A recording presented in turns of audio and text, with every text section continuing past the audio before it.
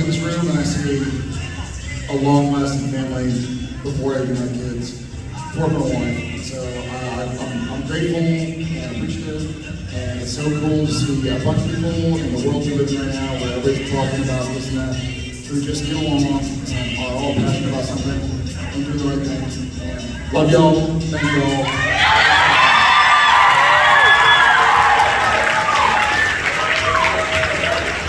And we've created something here where people of like minds all gather and love on each other.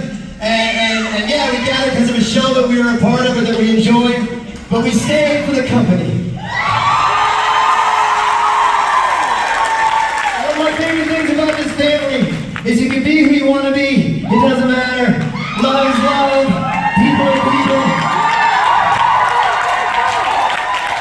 And if anything, take anything away from this tonight, it's what I say in this next song, that to go and stand up top of your rooftop or your mountaintop and scream at the top of your lungs, this is who I am, and I'm not fucking apologetic about it. People who go to events like this tend to be reasonably well educated, some of you, genuinely, reasonably well read, very tolerant, which is fascinating to me, from many, many different walks of life, because this seems to be the great leveler, right? This is the great leveler.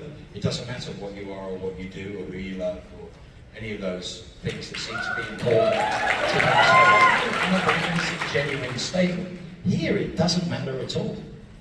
I mean, I would venture to say that, like in the furry convention that's next door, they're fine. I'm saying they're far more polarized than we. They are far more having to stick to a particular format than we actually have to stick to. You're very much declaring exactly what you want to show, etc.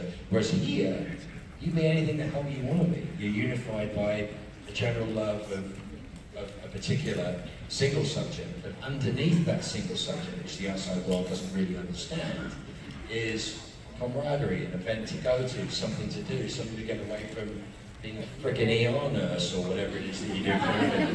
You know what I'm saying? It's like you get to go to a place, see like-minded people, not get into fights or arguments. It's not competitive, which is extraordinary if you think about it. This is not a competitive environment. You know, it's money doesn't buy you status here, right? Which is fantastic. No, it doesn't. And I'll show you why it doesn't buy you status. But it really doesn't. I mean, having money is one thing, but are you really any closer to me because you paid more money for a ticket? Are you really closer to me? Do I care about you less? Because this is an all-encompassing, all-inclusive place to be, it is vital that you understand that it makes no difference whether you came here and can't afford an autograph ticket or a photo, or whether you can. It's the fact that you get to be here, we get to celebrate together. In a Mark Shepard panel, you can sit anywhere. So understand, yes, this is a difficult time, because we can't talk about the things that make it easy for us to have a chat about something. I'm not promoting my previous employers. What I'm actually doing is sharing my memories of my existence. You don't need anything else to be perfect. You don't need to be anyone else to be exactly who this world needs you to be. There is no outcome that has to happen for you to be okay. You are so loved and so perfect. And all you're doing with every choice you make is becoming more you. You are expanding. Life is not linear. Life is like a bubble. And you're just getting bigger and more, and there's no there. So when you see your puppy doing something that isn't what you think you need to get there, I want you to come back to here, my angel. Because here is sacred and good and loved. For those of you who are actually from Minneapolis,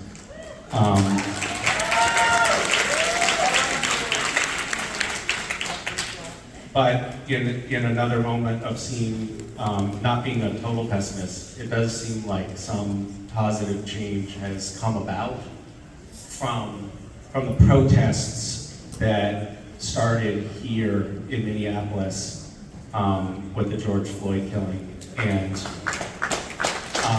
I want to thank your community for being vocal and persistent and for enduring the difficulties that you have.